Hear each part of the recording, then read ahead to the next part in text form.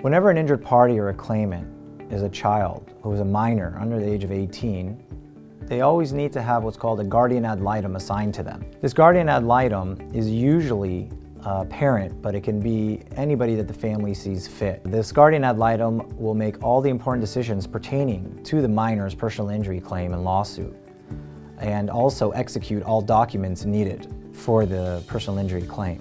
In my line of work, being that all we do here is personal injury, I've seen a lot of sad and depressing photos of horrific accidents. And my heart usually goes out to all these victims and their families, but what really gets to me is when I see that the injured victim or the client whose case we're handling is that of a child, especially a baby or a toddler. Unfortunately, it happens all the time. We've recently had a case where a 6-year-old was in his father's vehicle and they were parked on the side of the road with their hazards on. And unfortunately, a drunk driver came from behind them and rear-ended them very hard.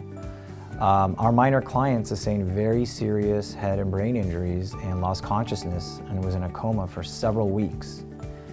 He finally came to and woke up. At the end, we did what we had to do for our client and ended up getting them a very favorable result. In another instance, we had a minor who was about 2 years old whose foot was run over by a commercial vehicle, and unfortunately his toe ended up being amputated, his right big toe. And in that case, we had guardians assigned pursuant to the law and who the families saw fit, and we were able to pursue their claim and litigate the case and get a favorable result in recovery for our clients. Who the guardian is very important.